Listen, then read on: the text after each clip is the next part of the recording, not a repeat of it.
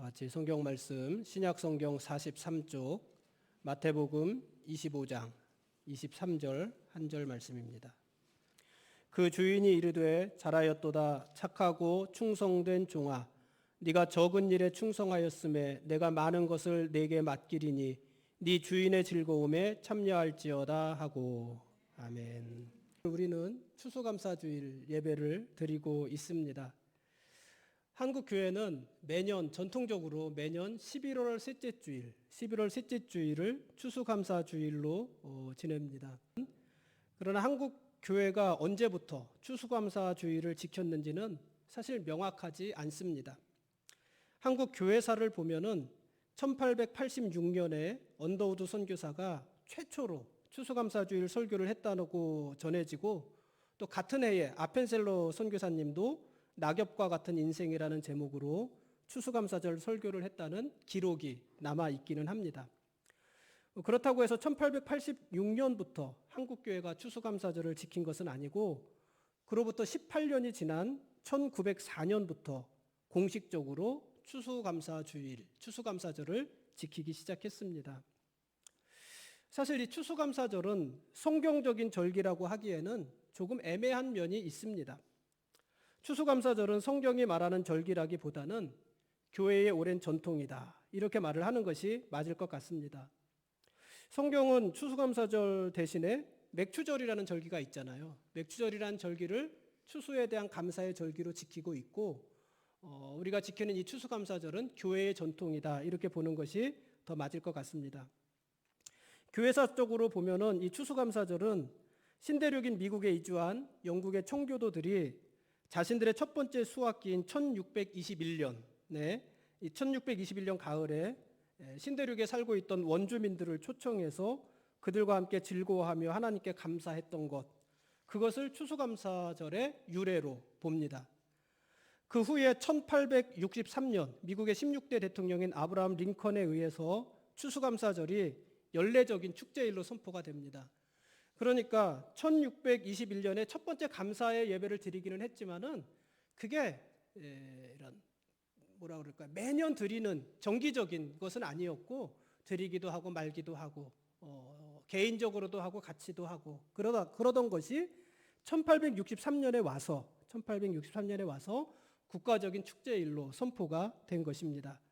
그리고 1941년 미국 의회는 대통령과 협의 아래 매년 11월 네 번째 토요일을 추수감사절로 정하고 그날을 국가적인 공휴일로 선포하기도 했습니다.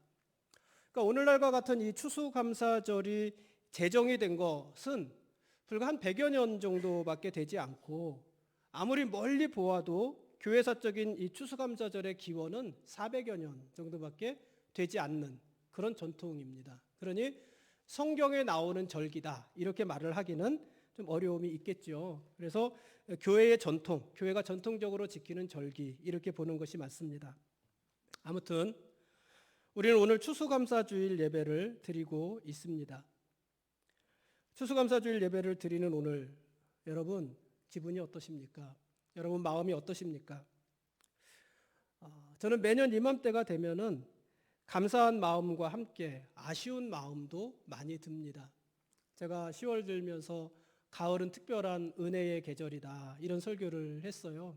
가을은 특별한 은혜의 계절, 가을은 특별한 은총의 계절, 가을은 하나님께서 모든 사람에게 베푸시는 풍요의 계절, 풍성한 계절, 그렇게 설교를 했는데 바로 피드백이 들어오기를 가을도 어려운 사람은 여전히 어렵고 힘든 사람은 여전히 힘든 계절이다, 이런 피드백이 들어와서 제가 또 거기에 공감했습니다.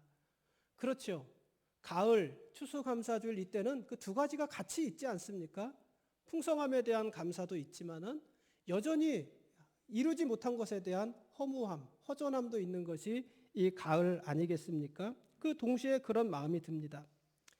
지난 한 해도 우리와 함께 하신 하나님 은혜에 감사하지만은 다른 한편으로 보면은 지난 한 해도 별로 이룬 것이 없다는 아쉬운 마음이 짙게 드는 계절이고, 또 오늘 추수감사주일이기도 하고 그렇습니다. 올해만 해도 그렇습니다. 올해는 교회적으로나 저 개인적으로나 아주 의욕적인 마음으로 시작을 한 해였습니다. 왜냐하면 코로나로부터 조금 자유로워졌잖아요.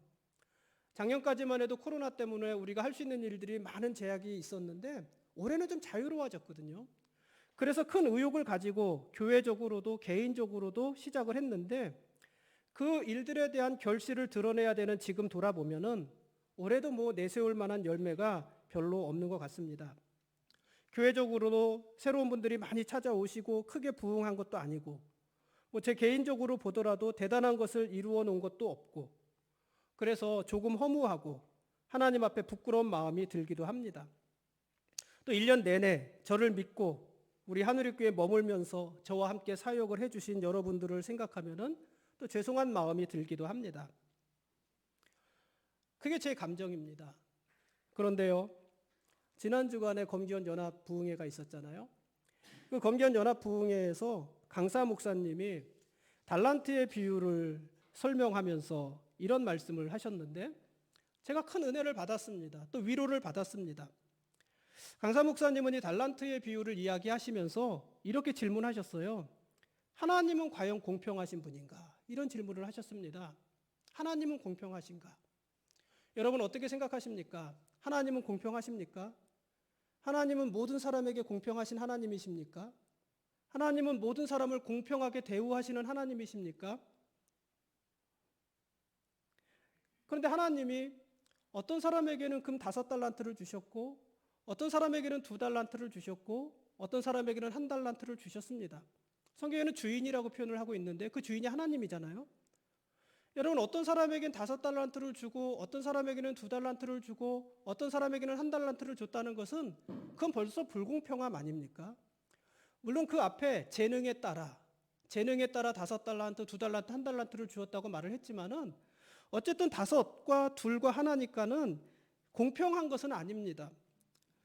요즘 우리가 흔히 하는 말이지만은 잘 많이 가진 사람과 가지지 못한 사람, 그 사람들의 자녀들, 우리들은 출발이 다르다는 이야기 많이 하잖아요. 출발 자체가 다르다. 대학에 들어가기 위해서 공부하는 출발 자체가 다르다. 제 친구 중에서도 돈도 많고 아이도 똑똑한 아이를 둔 그런 친구가 있는데 이 아이 유치원 때부터 서울대학교 준비하더라고요. 유치원 때부터. 그래서 고등학교 때 준비해서 서울대학교를 못 간다는 거예요. 중학교 때 준비해서도 못 간다는 거예요. 최소한 초등학교부터 준비를 해야지 되는 것이고 더 힘이 있으면 초등학교 들어가기 전부터 해야 된다는 것이에요. 어쨌든 출발부터 다르다고 그러잖아요. 근데 5달란트 받은 사람과 2달란트 받은 사람, 1달란트 받은 사람은 출발부터 다른 것 아니겠습니까? 그러니 그것은 하나님의 공평함이라고 볼 수는 없을 것입니다. 그러나 하나님은 공평하시다 이렇게 또 말씀하셨습니다. 왜 하나님이 공평하냐면 하나님께서는 1달란트 맡긴 사람에게서 5달란트를 요구하지 않으셨기 때문이라는 것입니다. 2달란트 맡긴 사람에게 10달란트를 찾지도 않으셨기 때문이라는 것입니다. 하나님은 각각 재능에 따라서 맡기신 대로 거기에 맞는 정도를 요구하신 것입니다. 그래서 5달란트 받은 사람이 자기가 받은 5달란트에 더해서 5달란트에 5달란트를 더해서 10달란트를 가지고 주인에게 나왔을 때 주인이 하나님이 그를 칭찬해 주셨습니다.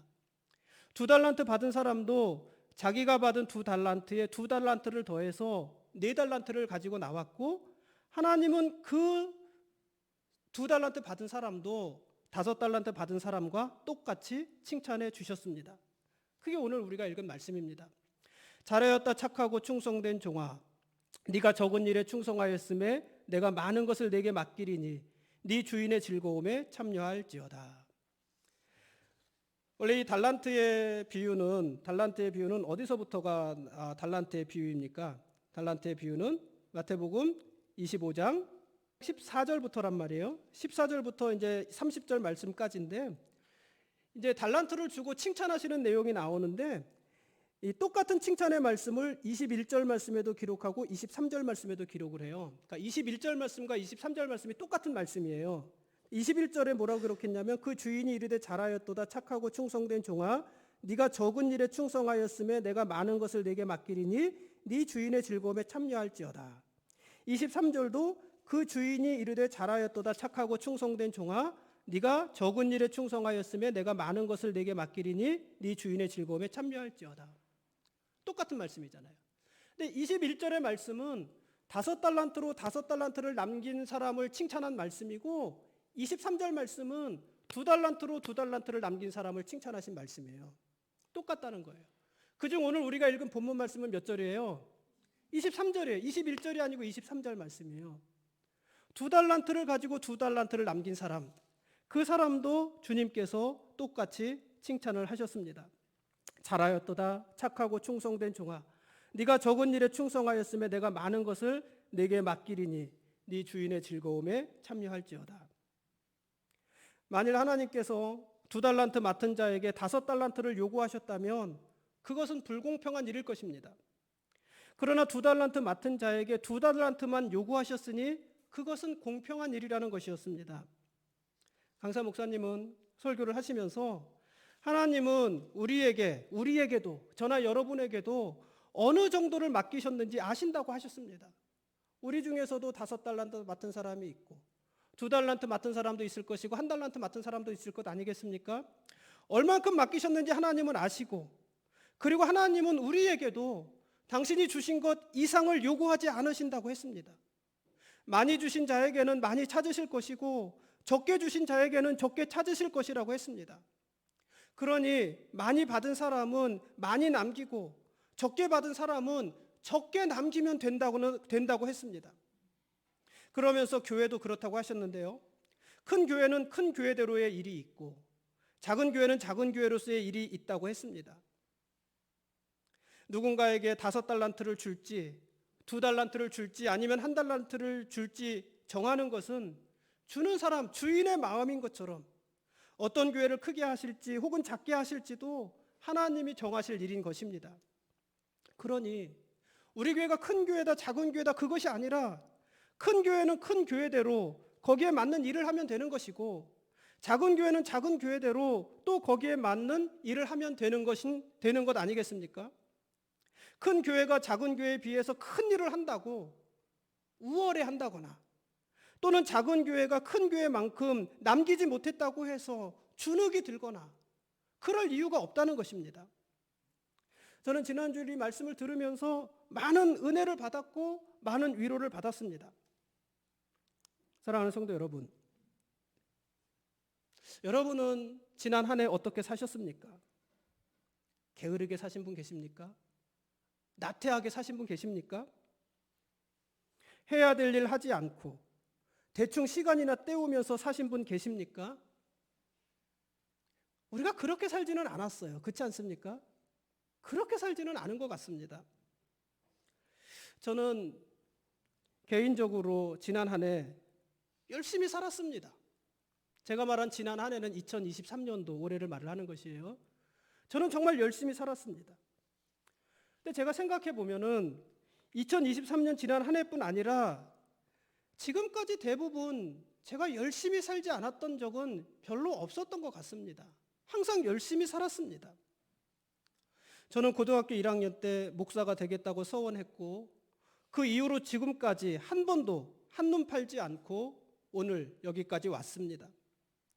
고등학교 졸업하고 신학교에 입학했고 신학교 졸업하고 신대원에 갔습니다. 신학교 3학년 때부터 제가 교육전도사라는 그런 타이틀을 가지고 사역을 시작을 해서 지금까지 한 번도 교회를 떠난 적이 없습니다. 신학교 3학년이면 몇 살이에요? 20, 21, 22, 그 정도 되는 나이잖아요. 21, 22. 그때부터 지금 50대 중반을 넘을 때까지 한 번도 교회 사역을 쉰 적이 없고 교회를 떠난 적이 없습니다. 저는 신학생이 되고 나서 신학생이라는 제 자존감을 지키기 위해서 지금까지 한 번도 술과 담배를 가까이 한 적도 없습니다. 여자 문제로 문란한 적도 없고 저는 중학교에 입학하는 해 1월부터 그러니까 제가 14살이 되는 해 1월부터 시작을 해서 지금까지 단 한 번도 11조를 걸은 적이 없습니다. 제 수입이 많건 적건 저에게 주어진 돈을 저만 위해서 쓴 적도 없습니다. 우리 모두 코로나로 힘들었던 2020년, 2021년, 2022년 3년 동안 저는 거의 모든 시간을 교회에서 보냈습니다. 아예 교회에서 먹고 교회에서 자면서 보낸 시간도 몇 개월이나 됩니다. 그렇게 교회에 있으면서 여러분들은 대수롭지 않게 보실 수 있겠지만은 그렇게 교회에 있으면서 책을 2권 썼고요.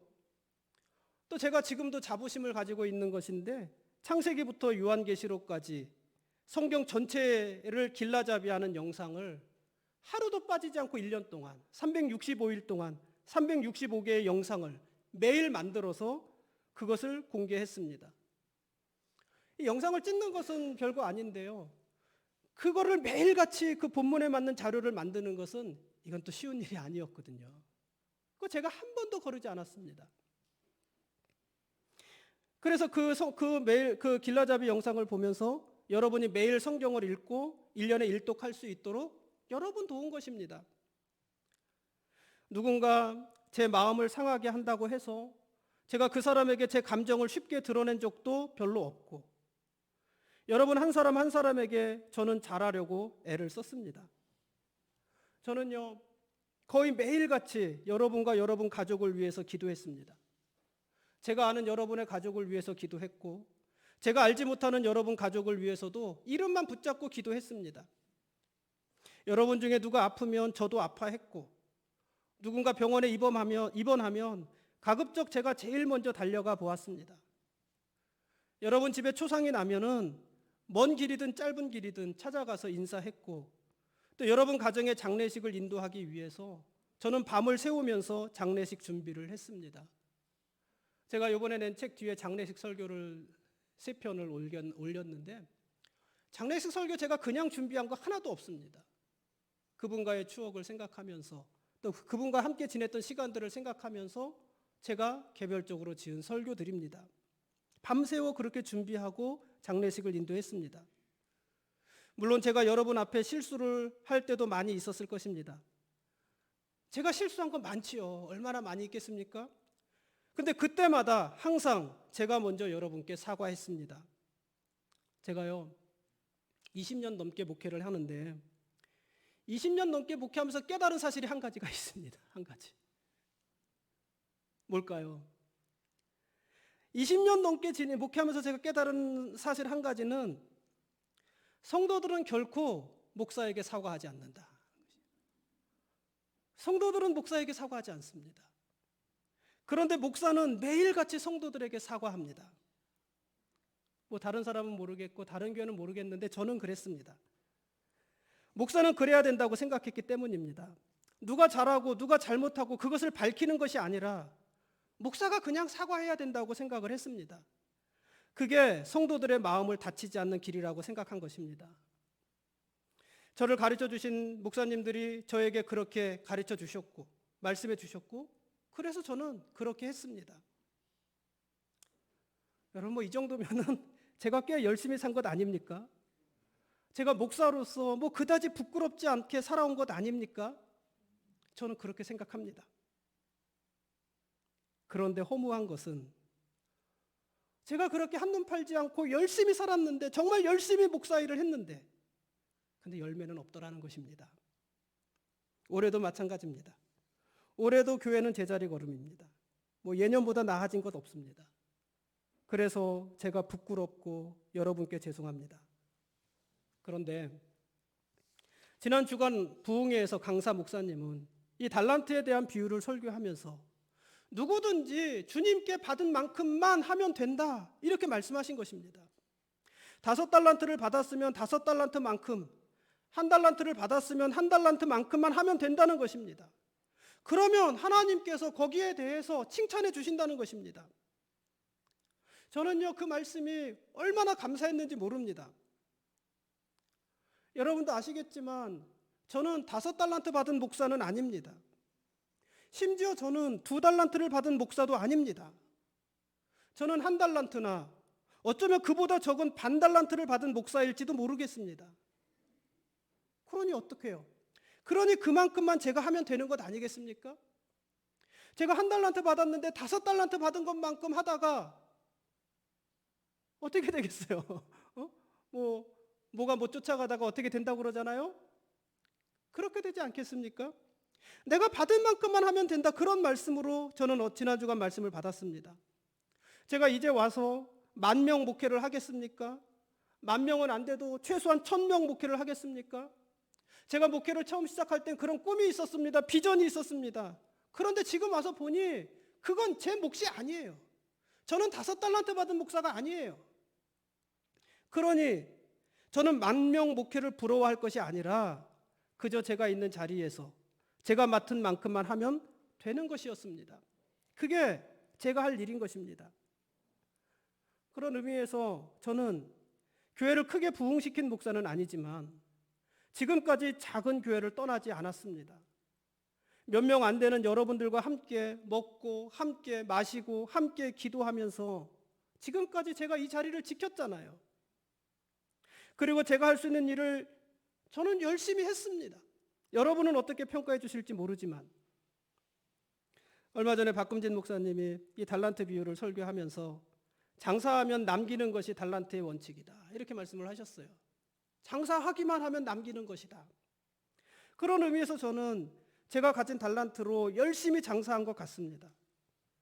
그러니 제가 할 일을 한 것이고 많건 적건 제가 남길 수 있을 만큼 남긴 것이고 주님께서는 그런 저를 칭찬해 주실 것 같습니다.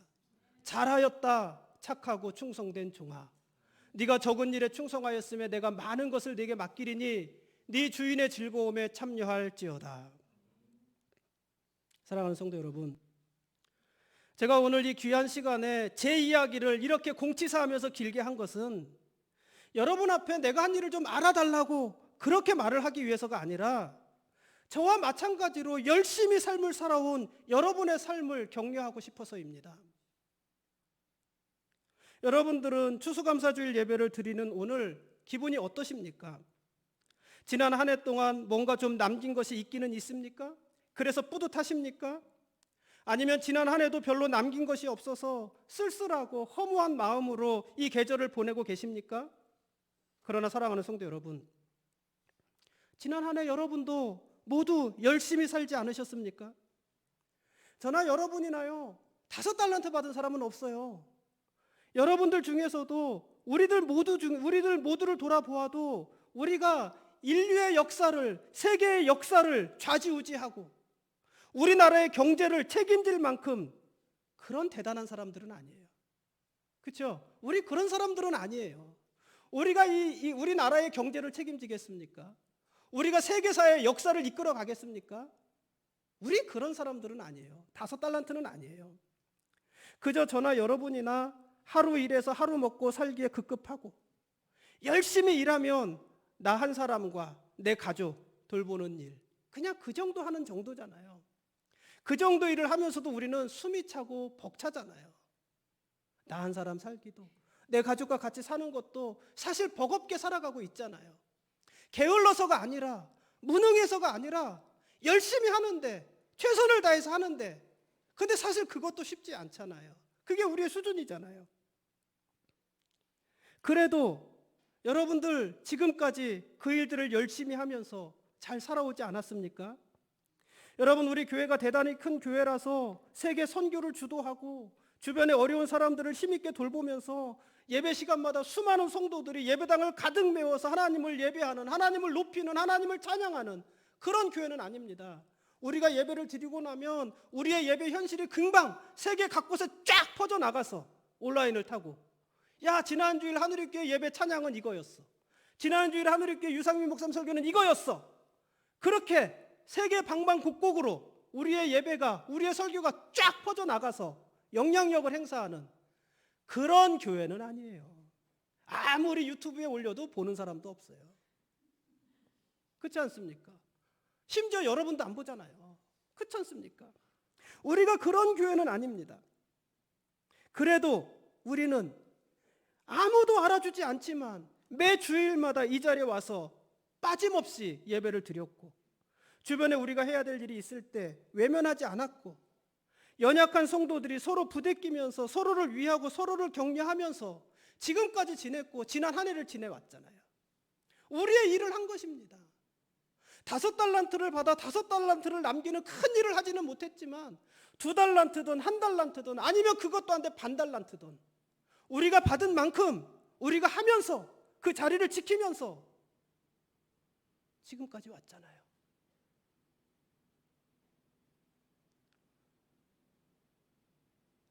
다음 주일 오전 11시 이곳에서 어떤 일이 있겠습니까?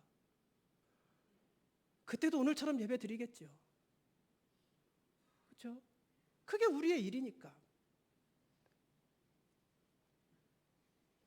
여러분, 우리가 그렇게 지난 한 해를 살아왔고 지금껏 살아왔습니다. 그렇다면 우리 모두 지난 한 해 잘 산 것 아니겠습니까? 여러분, 지난 한 해 잘 사신 것 아닙니까? 저는 지난 한 해 우리 모두 우리의 일을 잘했다고 생각합니다. 우리가 모두 5달란트를 받아서 5달란트를 남겼기 때문이 아니라 우리가 받은 만큼 우리의 할 일을 성실하게 감당하면서 지난 한 해를 보냈다고 생각하기 때문입니다. 그러면 잘 산 것 아닙니까? 우리가 하나님 앞에 크게 내세울 것은 없지만 하나님께서 그런 저와 여러분들을 칭찬하시고 우리 교회를 칭찬하지 않으시겠습니까? 저는 그럴 것 같습니다. 잘하였다, 착하고 충성된 종아. 네가 적은 일에 충성하였음에 내가 많은 것을 네게 맡기리니 네 주인의 즐거움에 참여할지어다. 사랑하는 성도 여러분, 지난 한 해 수고 많으셨습니다. 아무리 열심을 내도 폼나지 않는 일들을 하면서도 불평하지 않고 여러분의 자리를 지키면서 수고 많으셨습니다. 여러분에게 주님의 축복이 있을 것입니다. 주님께서 저와 여러분을 칭찬하실 것입니다. 제가 지난 주일에 한 선교사님 이야기를 했잖아요. 우리 교회에서 선교하는 캄보디아에서 사역하시는 선교사님입니다.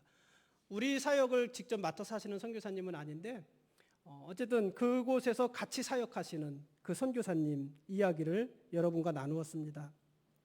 이 선교사님은 공부를 아주 많이 하신 분입니다. 우리나라에서 제일 인정받는 대학원에서 공부를 했고 독일에서 오랫동안 유학을 했습니다. 이 선교사님 최소한 4개국어를 아주 잘 하십니다. 그런 분이 캄보디아에서도 아주 시골 마을에서 14년간 선교 사역을 했습니다. 처음에 사역을 시작할 때는 총각이었는데 2년 있다 한국에 나와서 결혼을 했습니다. 결혼하자마자 부인과 함께 다시 캄보디아에 들어가서 12년을 더 있었습니다. 선교사님과 결혼하신 그 사모님은 목사님 딸이고 디자인을 전공한 아주 세련된 분이셨습니다. 그런데 그 두 분이 캄보디아 중에서도 아주 시골 마을에 들어가서 12년을 지내면서 2명의 아이를 낳았습니다. 이 선교사님 네 식구가 얼마 전에 안식년을 받아서 한국에 돌아왔습니다. 그런데 한국에서 보니 캄보디아에 있을 때는 별로 문제를 몰랐는데 한국에 돌아와서 보니 자신들이 선교지에서 얼마나 힘든 삶을 살았고 자신들은 하나님을 위해서 일한다고 사역한다고 애쓰고 수고했는데 그 가정은 얼마나 많이 무너졌는지 한국에 오자 금방 드러났습니다. 선교사님 큰 아이는 지금 초등학교 6학년인데 선택적 함구증이라고 합니다. 이 병명이 사실 잘못됐어요. 선택적 함구라는 것은 선택적으로 말을 거부한다는 것으로 들리는데 그게 아니고 어떤 상황을 제외하고는 말하는 기능을 아주 잊어버리는 거예요. 이 아이가 말을 어디서만 하냐면은 가족하고 있을 때만 말이 돼요. 말이 나와요. 아버지, 어머니, 배고파요, 아파요. 이런 말이 나와요. 그런데 그 중에 낯선 사람 한 사람만이라도 끼면 자기는 말하고 싶은데 말이 안 나오는 거예요. 말을 못하는, 죄송한 표현입니다, 벙어리가 되는 것이에요. 선택적 함구증이래요. 초등학교 6학년인데 학교 가는데 학교 가서 아이들과 막 부딪히고 놀 때 몸이 압박을 받을 때가 있잖아요. 그럼 아프다고 말을 해야 되는데 그 말이 안 나오니까는 그냥 견디는 거예요. 옆에 있는 사람들은 얘가 아픈지 안 아픈지 모르니까는 계속해서 압박이 가해지는 거예요. 집에 와서야 아팠다고 얘기를 하게 되는 거예요. 큰아이의 상태입니다. 작은 아이는 초등학교 2학년인데 같은 연령대 아이들 중에서 최소 3%에 속할 만큼 키가 작다고 합니다. 최소 3%의 신장이래요. 그러니 2학년인데 1학년 아이들보다도 훨씬 더 적고 그래서 1학년 아이들에게 놀림감이 되고 있는 것입니다. 게다가 선교사님 본인은 심한 우울증과 무기력증을 진단받았습니다. 아이들의 문제가 아니라 당신이 지금 치료받아야 됩니다 하는 그런 진단을 받았습니다. 한국에 와서 네 식구가 살 집을 구했는데 무슨 돈이 있어요. 선교지에서 살다가, 그것도 낙후된 캄보디아에서 살다가 왔는데 부천에 월세 50만 원짜리 월세 집을 얻어서 산다고 그럽니다. 여러분, 요새 월세 50만 원은 어떤 곳입니까? 원룸이 아닙니까? 제가 가보진 못했어요. 어떤 집인지 가보진 못했지만은 네 식구가 50만 원 월세로 내고 사는 집이 어떻겠습니까? 그런 삶을 살고 있습니다. 그런데 그 50만 원 내기도 버겁고 50만 원뿐 아니라 병원비가 한 달에 몇십만 원씩 나간대요. 그것을 감당하는 것조차 쉽지가 않습니다. 이 선교사님은 자신의 실력과 자신의 배경을 모두 내려놓고 모두 버리고 하나님 부르심 따라서 선교지 오지 마을에 가서 오직 하나님만 보며 헌신했는데, 그렇게 14년을 보냈는데 그 14년이 지난 후 받아든 결과는 이런 것입니다. 안타깝기만 합니다. 사랑하는 성도 여러분, 그래서 그 선교사님은 실패한 걸까요? 그래서 그 선교사님은 하나님으로부터 악하고 게으른 종아, 책망받을까요? 사역에 실패하고 가정을 실패했다고 할 수는 없어요. 문제가 좀 있고, 그런 문제가 있고, 그 인생은 실패한 것일까요? 여러분, 그렇지 않습니다. 하나님께서는 선교사님에게 합당한 일을 맡기신 것이고, 그게 5달란트일지 2달란트일지 1달란트일지 모르지만 그분에게 마땅한 일을 맡기신 것이고, 선교사님은 그 일을 잘 감당하신 것입니다. 그렇게 14년을 보내신 것입니다. 지지난 주간에 그 선교사님을 잠시 만나서 이야기를 나눴는데, 자기의 이야기를, 이런 이야기, 제가 드린 이야기를 저는 지금 너무 마음 아프게 이야기를 하는데 그 선교사님은 아주 담담하게 이야기하셨습니다. 내가 지금 이렇게 힘드니까 좀 도와주세요, 이런 의도도 없고, 하나님께서 나를 어떻게 이렇게 대우하실 수 있느냐, 내가 하나님 앞에 그렇게 헌신했는데 왜 나에게 이러시느냐, 거기에 대한 원망이나 불평도 없고, 내가 앞으로 남은 삶을 어떻게 살아가야 될 것이냐, 그런 염려도 없고, 그냥 자기 이야기인데 남의 이야기 하듯이 별 감정 없이 덤덤하게 이야기를 쭉 풀어내셨어요. 주님께서는 선교사님의 그런 모습을 어떻게 보셨을까요? 저는 기뻐하셨을 것 같습니다. 선교사님이 선교지에서 큰 부흥을 이룬 것도 아니고, 가는 곳마다 성령의 역사를 일으키면서 여기저기 크고 작은 교회들을 막 세운 것도 아니고, 선교지 사람들을 수없이 전도해서 막 결신자들을 많이 낸 것도 아니지만, 비록 고되고 힘들었지만 14년 동안이나 그 자리를 끝까지 지켰고, 하나님께서 주신 사역, 가정이 큰 아이가 병들고 작은 아이가 병들고 자기가 병들고 몸이 병들고 마음이 병들고, 그렇게 병들어 가면서도 자기들이 해야 되는 그 사역 포기하지 않고, 뒤만 돌아보면 한 발자국만 물러서면 자기가 할 수 있는 일이 너무 많은데, 사모님은 디자인 전문가죠. 자기는 유학파예요. 독일 유학파죠. 얼마든지 뒤돌아서 할 수 있는 일이 많은데, 그런데 14년 동안 한 번도 뒤돌아보지 않고 다른 일 꿈꾸지 않고 그 자리를 지켰단 말이죠. 그 모습을 주님께서, 우리 주인이신 하나님께서 칭찬해 주지 않으시겠습니까? 잘하였다, 착하고 충성된 종아. 네가 작은 일에 충성하였으면 내가 많은 것을 네게 맡기리니 네 주인의 즐거움에 참여할지어다. 저는 그러실 것 같습니다. 지난주일 설교 시간에 제가 다른 목사님 이야기도 했잖아요. 올해 내내 어려움을 당하고 있는 목사님입니다. 정말 터무니없는 일들로 인해서 교우들이 교회를 떠나고 그 여파로 남아있는 교우들도 뒤숭숭해하는 그런 교회에서 목회하는 목사입니다. 1년 내내 재정적으로 큰 어려움을 겪고 있습니다. 엎친 데 덮친 격으로 올해 내내 가족들이 연달아 돌아가면서 수술을 받고 입원을 하고 있습니다. 이런 상황을 목사님과 사모님 몹시 힘들어하고 계십니다. 사랑하는 성도 여러분, 그래서 그 목사님의 목회는 실패한 것입니까? 하나님께서 그 목사님의 사역을 책망하실까요? 너 요거밖에 못했느냐? 책망하실까요? 이 무익한 종을 바깥 어두운 데 내어 쫓으라. 거기서 슬피 울며 이를 갈리라. 하나님이 목사님을 그렇게 대하실까요? 저는 그럴 것 같지 않습니다. 그 목사님은 1년 내내 어려운 시간을 보냈지만 그래도 때가 되면 교우들을 신방했고, 밤새 입원한 가족을 간병하다가도 예배 시간이 되면 나와서 예배를 인도하고 설교를 하고 말씀을 전했고, 하나님이 주신 삶의 현장에서 열심히 복음의 증인된 삶을 살았습니다. 비록 하나님께서 그 목사님에게 더 큰 교회, 그 교회를 맡기신 것은 아니지만 작은 교회라도 그 교회가 하나님께서 맡기신 사역지인 줄 알아서 포기하지 않고 그 사역을 붙잡고 열심히 했단 말이에요. 그렇다면 하나님께서 그 목사님 칭찬하지 않으시겠습니까? 잘하였다, 잘하였다, 잘했다, 착하고 충성된 종아. 네가 작은 일에 충성하였으니 내가 많은 것을 네게 맡기리니 네 주인의 즐거움에 참여할지어다. 사랑하는 성도 여러분, 여러분도 그렇게 살지 않으셨습니까? 우리 모두 그렇게 살지 않았습니까? 그런 의미에서 여러분 지난 한 해 수고 많으셨습니다. 지금껏 살아오시느라, 여기까지 오시느라 수고 많으셨습니다. 폼나는 인생도 아니었는데 누군가에게 막 퍼주고 베풀고 막 큰 일을 하고 그런 것도 아니었는데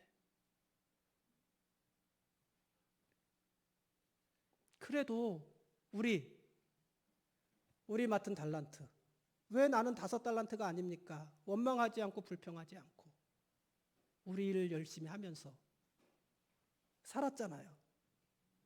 여러분 잘 사셨습니다. 수고하셨습니다. 여러분의 자리를 지키느라 수고하셨고 여러분의 맡은 일을 잘 감당하느라 수고 많으셨습니다. 우리가 지나온 지난 한 해에 대해서 우리가 그렇게 우리의 일을 놓지 않고 해온 우리의 일들에 대해서 하나님이 칭찬하실 것입니다. 오늘 본문은 21절이 아닙니다. 23절입니다. 5달란트 받은 자를 칭찬하신 말씀이 아닙니다. 2달란트 받은 자를 칭찬하신 말씀입니다. 잘하였다, 착하고 충성된 종아. 네가 적은 일에 충성하였음에 내가 많은 것을 네게 맡기리니 내 주인의 즐거움에 참여할지어다. 우리는 주님의 즐거움에 참여할 것입니다. 하나님이 저와 여러분들을 칭찬하실 것입니다. 우리 같이 한번 합심해서 기도하고 오늘 모임 마치겠습니다.